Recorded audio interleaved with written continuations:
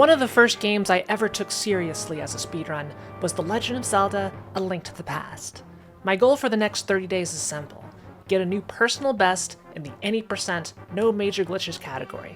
Now, learning a new speedrun is one thing, but going faster than I ever have before in such a short amount of time, after not touching the speedrun in over 2 years? A lot must go right, and there's very little room for error in a game like this.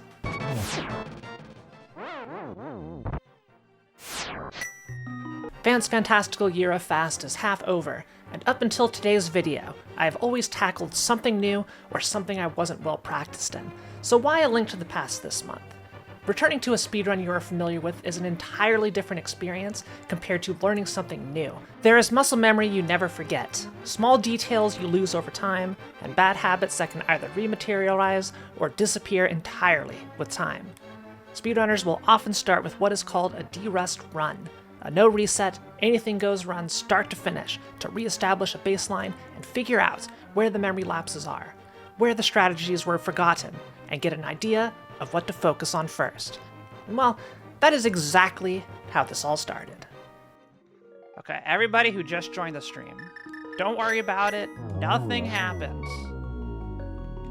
Nothing happened. This is our first run of the day. 3, 2, 1, go. The any percent no major glitches category is quite simple. Like most runs, you start off rescuing Princess Zelda from the castle basement. Any percent simply means my only goal is to roll the credits as quickly as possible. No major glitches means I can't perform any fancy shenanigans to do this, because otherwise the game would be over in under 5 minutes, as you can just use the exploration glitch to go under the floor and walk to the Triforce room from there. Surprisingly, I finished the escape roughly on pace. This is one sequence of the game I have probably done more than any other due to its prevalence in randomizers. I do take a small time loss to grab the Sanctuary Heart container for safety, but this is one of only 2 optional items I gather in the entire run. Everything else I grab is hard required. Without major glitches, I have to progress through the game somewhat normally, starting with the 3 Light World dungeons to collect the pendants. Eastern and Desert were completed in a somewhat reasonable amount of time, but it was very clear that, although I had a general idea of where to go, a lot of the specifics were lost with time. No! Wait! Get in the goddamn hole! A Link to the Past is a brutally difficult video game to speedrun, and one of the many reasons why that is the case is because deaths are super punishing.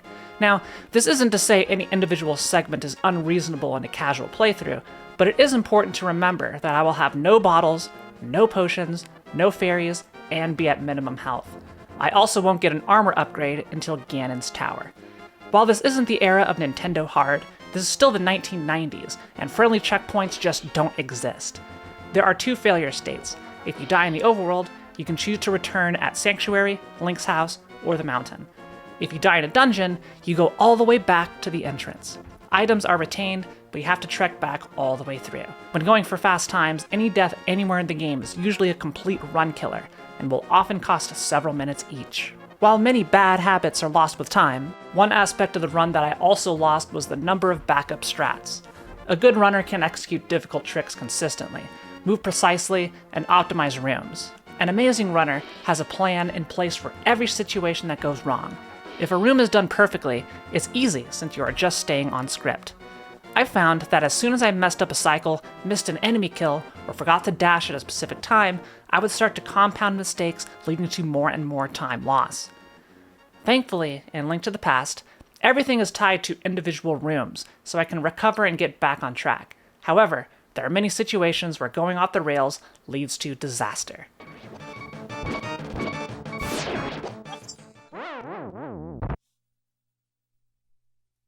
Related to this, the ever so lovely RNG. Almost every single enemy in this game has movement that is random, and a big portion of the run is reacting to enemy RNG quickly. They can usually move in 4 different directions, and they roll a dice to choose which one when you enter a room. There are a few consistent rooms where the enemies do the same thing every time, and there are also rooms like this one in the escape where although the movement is different, there isn't too much variation, so it is easy to handle. The worst is this room in Turtle Rock with 2 pokies. Each pokey rolls the dice to move in 4 different diagonal directions, resulting in a total of 16 patterns in this room, and each of those 16 patterns has an optimized path to take them out. Look, I'm trying to PB in less than a month here. There's no way I had the time to reach that level of optimization, so I just learned the best RNG case. I'm just going to wing it for the other 15 patterns. I finished my derust run over 17 minutes behind PB, with the majority of that time loss coming from 6 deaths throughout, though the big ones were deaths to Vitreous and Misery Mire, Trihex and Turtle Rock, and Ganon in the final phase. Alright, the derust run has been completed. So now what do I do? Well, I started with a few more runs that were similarly disastrous at different points, all while taking notes on the problem areas where my memory was lapsing. My knowledge was completely full of holes. I had a lot of the big pieces there, covering about 90% of the run or so, but they just weren't linked together. I started the repair process by linking everything together before polishing and strengthening the weakened links, and yes, this is exactly the same logic behind how they brought dinosaurs back in Jurassic Park. There were several points in the run where I paused for a few seconds, forgetting exactly where to go.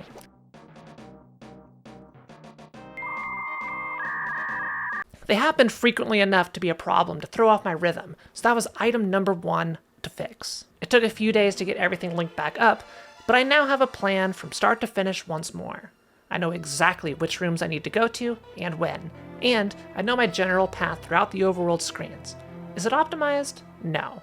Only what I remember at the moment, but now it is time once more to venture into the wonderful piece of software that is the Practice Hack, a fan-made ROM of A Link to the Past that comes with save states and a bunch of information to help make practice easier. A Link to the Past is a game where errors compound quickly, health pickups are limited, and my only guaranteed refills are from bosses. I took an immense amount of notes about where I kept getting hit earlier to go fix, and now is the time to do it. A lot of the adjustments I have to make are very minor but crucial to do. Take for example, the bomb jump room in Ice Palace. I was able to do the precise portion of the room by lining up to the correct pixels to perform the bomb jump, but the rest of the room is unoptimized, resulting in a fall towards the end. This is a rookie mistake and becomes harder when I do it the slow way versus the optimal way. There are dozens of instances of this throughout the entire game that I focused on. I also had to solve miscellaneous things that I had never run into before. One good run was ended by a bad bonk at Quake Medallion, causing a soft lock on the way to Zora Flippers. I'd gone a few pixels too high, which results in the bad positioning causing an endless warp due to the lack of flippers. I spent about a week grinding rooms, and after coming out of Zelda Summer Camp, I was feeling better than ever about my chances. In fact, I was actually readily getting way ahead of PB pace, but time was running out. I had 5 days left to pull a PB out of somewhere, and I had yet to get close. One day, however, I made it to Turtle Rock on blistering pace. I decided to take a safe option and use Fire Rod on the pokies, and well, I was gonna do this. Oh my god, the rebound! GG. I was absolutely crushed. This could have been an incredible PB, yet it ended prematurely through these goddamn pokies. And the literal next day, on yet another PB run, something happened that I could only refer to as the Wombo Combo.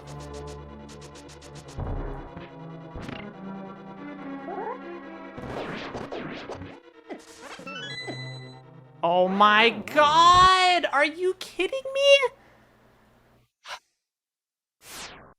I knew I could do this. I was consistently making it deep into runs, and I just had a few more things to tighten up, but time was quickly running out. The end of the month is right around the corner, and I have, at best, one more day to finish this challenge. I've already spent a lot of time on enemy RNG, but there's one big one I failed to mention. That, of course, is Aghanim, the boss you fight at the end of the Light World quest 30-ish minutes into the run. There is RNG to this fight, and it is impossible to control, and you just have to deal with it. Aghanim is defeated with the classic Zelda method of Energy Ball Tennis.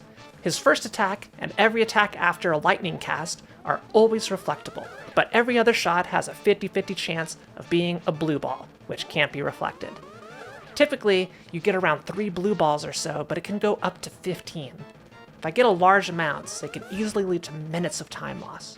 Normally this is fine, but on a time limit, I really need Aghanim to play nice. And on one of the last runs of the nice, after a 9-hour stream, I was finally able to get through with only 5 blue balls. I hope for 0 or 1, and 5 is very slow, but I played well enough to make up for it earlier, staying ahead of PB entering Dark World. From here on, everything is within my control, and mistakes are entirely on me. I just need to play the next hour cleanly.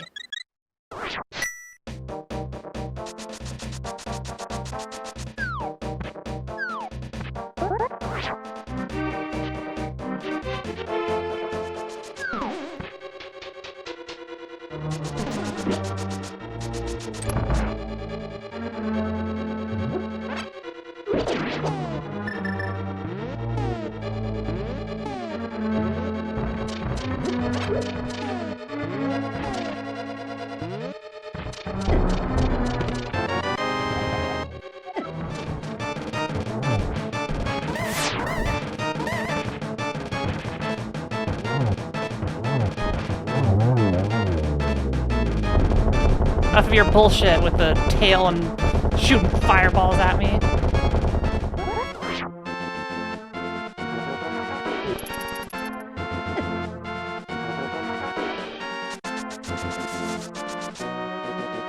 That was very silly of me.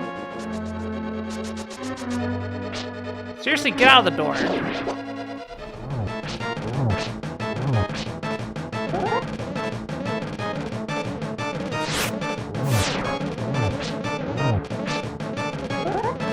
Close, but we're still good. Good blind, good blind. Alright, my favorite room.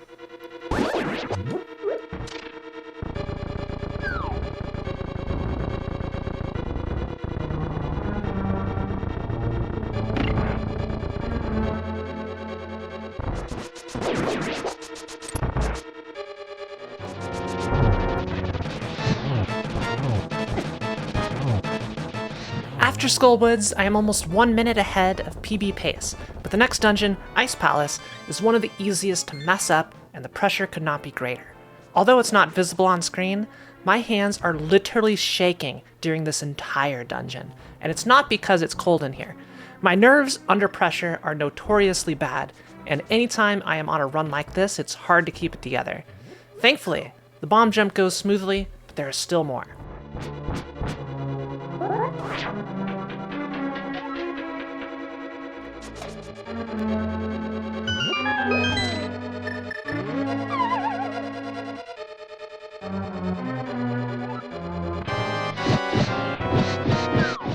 The nerves resulted in me whiffing the first spin attack on Cold Stare, but I somehow managed to recover it.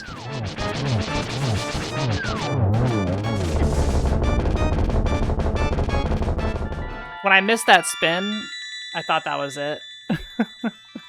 But we recovered it.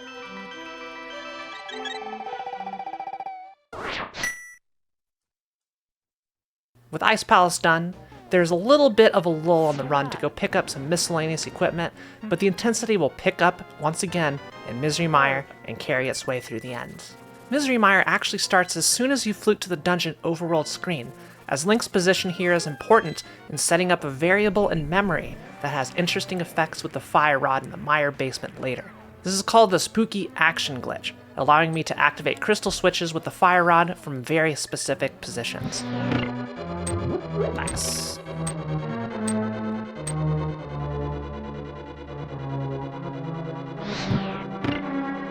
Nice.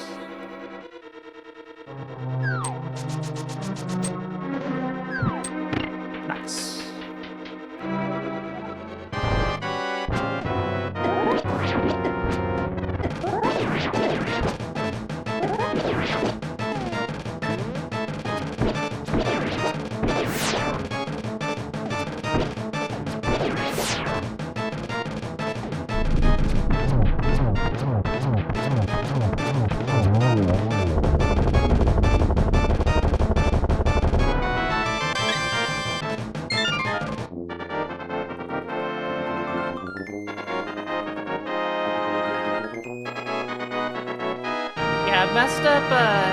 Messed up a little bit, but should be okay.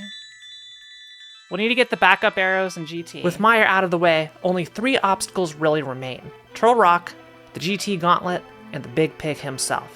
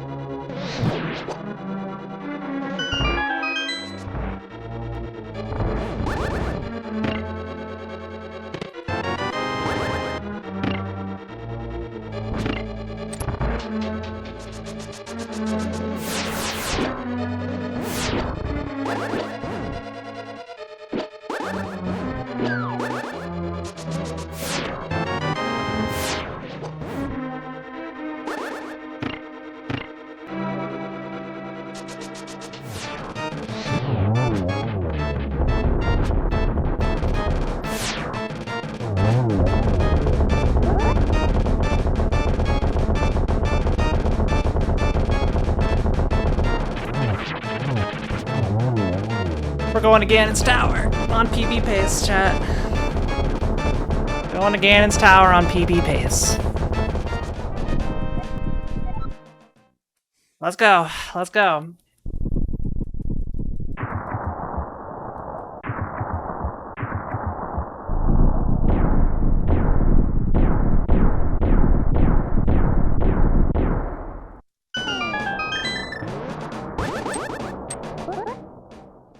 Usually, the GT basement is pretty straightforward, but I ran out of arrows on the Ice Armos fight, bleeding a ton of time. But I still think I have enough.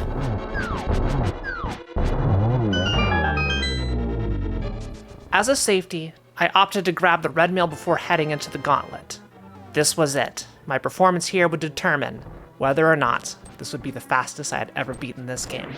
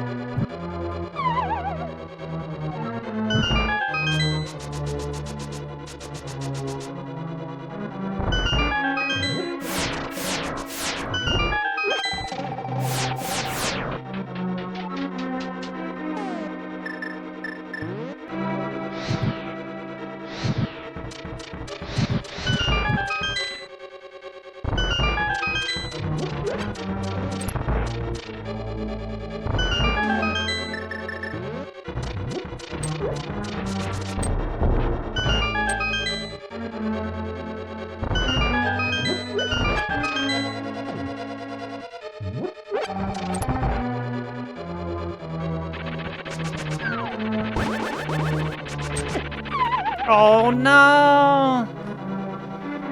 Heck, it's okay, it's okay. Still have time to lose.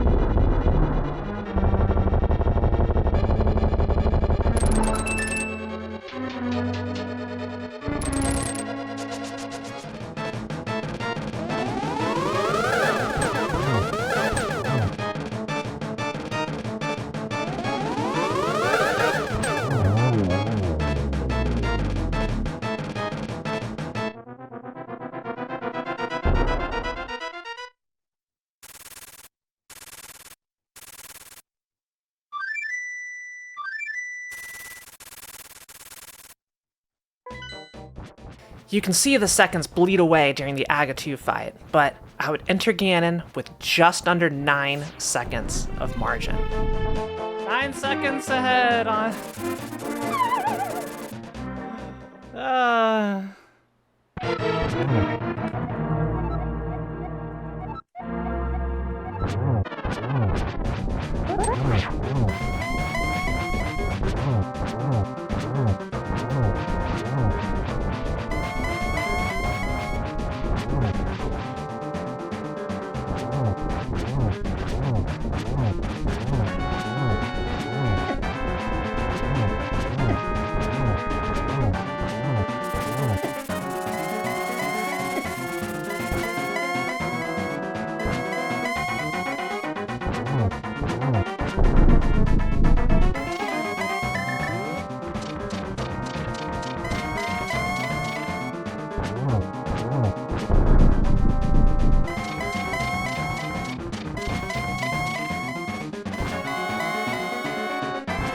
Don't do this to me, Ganon.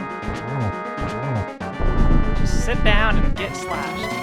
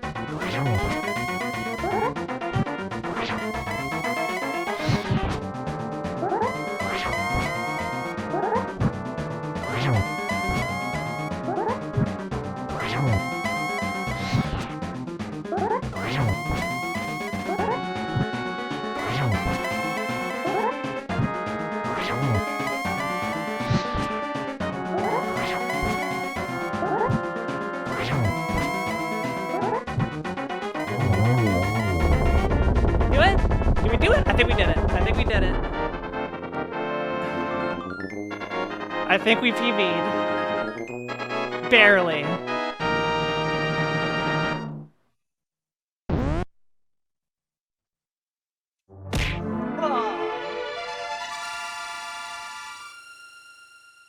Oh, my hands are shaking. While not a great fight, it was still just a hair better than my PB Ganon performance. With a final time of 1:33:54, I PB'd by only 9 seconds. In the ever so common words spoken after you have just done something faster than you ever have before, this run was trash. I do hope you enjoyed the derust month and the year of Phast. Make sure to like the video on your way out, and I'll see you in the next episode, where I'll be taking on one of the best titles from Software, Dark Souls 3. Yes! Yes! Heck you, Abyss Watchers! Get them out of here.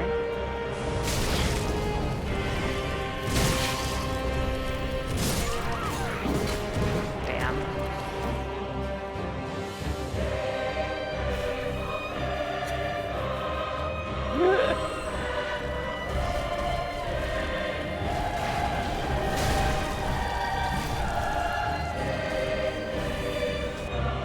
Chat.